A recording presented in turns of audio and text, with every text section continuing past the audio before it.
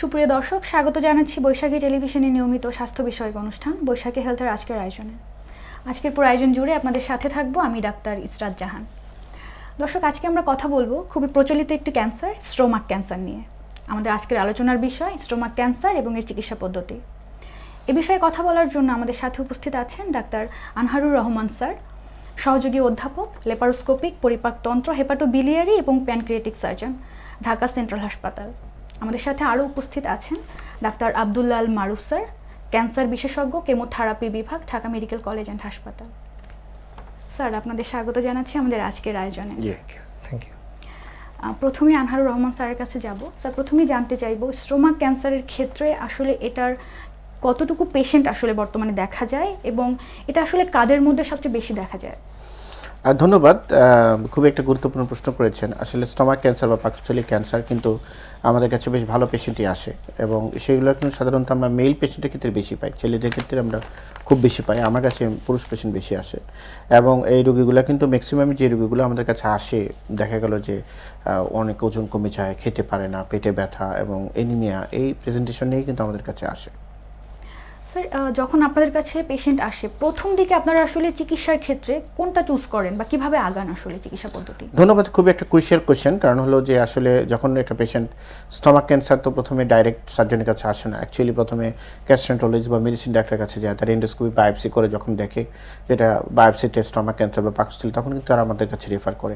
আমরা আসলেই কিন্তু প্রথমে আসলে এটা সার্জারি করবো না, আমরা আগে থেরাপিতে যাব, সেটা কিন্তু আমরা নির্ণয় করার জন্য আমার পাশে ডক্টর মারুফ আছে, আমরা কিন্তু অনকোলজিস্টের সাপোর্ট নেই। সাধারণত there is a protocol, international guideline আছে যে কখন আমরা সার্জারি করব, কখন থেরাপি দিব, আগে অ্যাডজুভেন্ট দিব কিনা বা পরে আমরা থেরাপি কী দিব, সেগুলো কিন্তু একটা ইন্টারন্যাশনাল প্রোটোকল রয়েছে। তবে সাধারণত যদি আমরা রোগীর ভাষায় বলি, সাধারণত যদি পেশেন্ট অবস্ট্রাকটিভ ফিচার নিয়ে আসে, অর্থাৎ রোগী খেতে পারছে না, বমি করছে, তখন সেই রোগী কিন্তু সাধারণত আগে আমরা সার্জারি ব্যবস্থা করি খাওয়ার জন্য। অনেক সময় যে খুব আর্লি স্টেজের রোগীগুলো আসে, ক্যান্সার বিশেষজ্ঞ মতামত হলেন আগে সার্জারিটা করে ফেলেন, স্টেজিংটা একটা ফ্যাক্টর। সুতরাং স্টেজিংটা হয়ে গেল যে তখন আর্লি স্টেজে আসছে, তখন অনকোলজিস্ট বলেন surgery is a very good, অথবা অবস্ট্রাকশন নিয়ে আসে, অথবা স্টেজ 4 পেলিয়েটিভ সার্জারি লাগবে, যে রোগীর কিছুই করা যাচ্ছে না কিন্তু তার খাওয়ার একটা ব্যবস্থা করে দিতে, ব্লিডিং হচ্ছে, তখন কিন্তু আমরা সার্জারি করি। সুতরাং সার্জারিটা আসলে ডিপেন্ড করবে with the help of the oncologist, এবং সেটা কিন্তু দুই ধরনের, একটা হলো পেলিয়েটিভ সার্জারি আর একটা হলো কিউরেটিভ সার্জারি। ধন্যবাদ স্যার। মারুফ স্যারের কাছে জানতে চাইবো, স্যার যেহেতু বলেন স্টোমাক ক্যান্সারের ক্ষেত্রে আপনাদের যে রোল অনকোলজিস্ট হিসেবে, সেটা আসলে অনেক বড় একটা ব্যাপার। ইভেন এমনটা উনি বলেছেন যে আপনাদের ডিসিশনের উপরে ডিপেন্ড করে সার্জারিটা কতদূর আগাবে। স্যার, এই পর্যায়ে জানতে চাইবো স্টোমাক ক্যান্সারের ক্ষেত্রে ক্যান্সার বিশেষজ্ঞ হিসেবে কী ধরনের রোল আসলে থাকে? আচ্ছা, থ্যাংক ইউ। আনহার স্যার যেটা বললেন, আমরা আসলে অ্যাজ এ অনকোলজিস্ট হিসেবে আমরা এই জাতীয় পেশেন্ট আসলে আমরা এটাকে তিনটা ভাগেই করি, ভাগ। একটা হচ্ছে আর্লি, একটা হচ্ছিল লোকো রিজিয়নাল, আর একটা হচ্ছে অ্যাডভান্স। স্যার যেটা বললেন যে খুব যদি আর্লি এজে আসে, খুব যদি আর্লি স্টেজে আসে, সেক্ষেত্রে আমাদের অপারেশনের থিঙ্কিংটা থাকে হলো কিউরেটিভ ইন্টেন্টে। আর এটা যদি খুব অ্যাডভান্স অবস্থায় আসে, সেক্ষেত্রে আমাদের অপারেশনের ইন্টেনশনটা থাকে হলো প্যালিয়েটিভ, অর্থাৎ তার যেন নিউট্রিশনটা অ্যাটলিস্ট মেনটেন হয়। আরেকটা স্টেজ থাকলো মধ্যেখানের, যেটাকে আমরা বলি হলো loco regional. What is loco regional?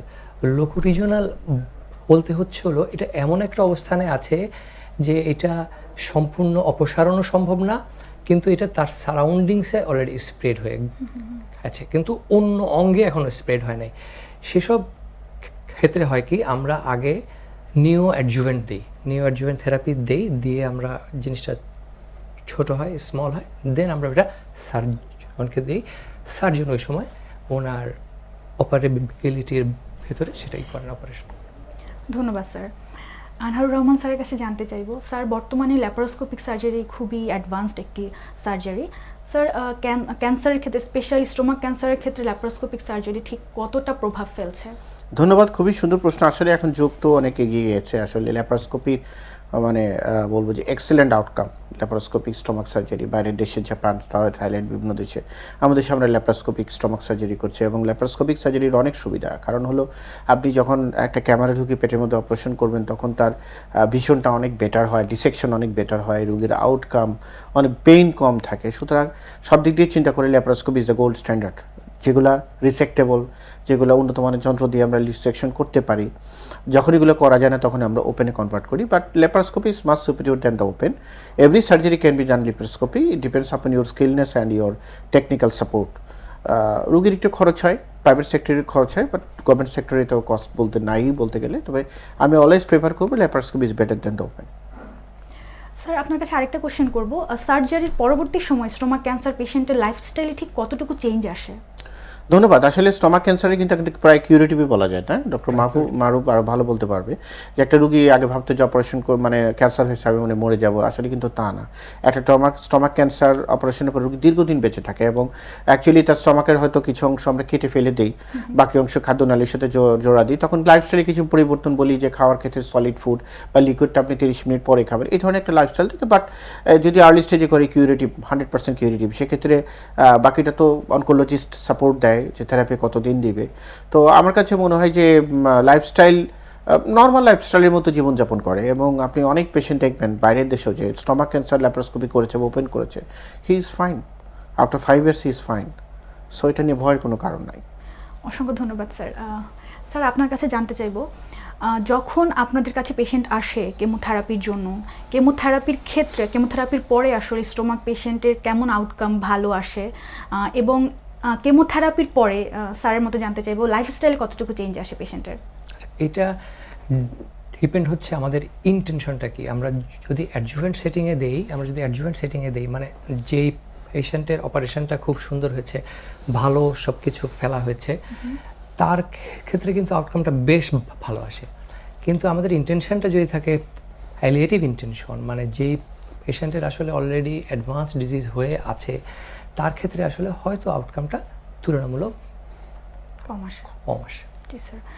Sir এই পর্যায়ে জানতে চাইবো, কেমোথেরাপি কি খুব ব্যয়বহুল একটি কন্ডিশন? মানে পেশেন্টের জন্য আসলে আপনি কিভাবে ডেসক্রাইব করবেন? খুব সুন্দর একটা সেটা হচ্ছে না, কেমোথেরাপি খুব একটা বেশি এক্সপেন্সিভ না। আর সবচেয়ে সুন্দর ইস্যু হচ্ছে আমাদের এখন যেগুলো সরকারি হসপিটাল আছে, যেরকম ডিএমসিএইচ, এনএসিআরএইচ, এগুলোতে কিন্তু সরকারিভাবে অনেক ওষুধ ফ্রি আছে, সাপ্লাই আছে।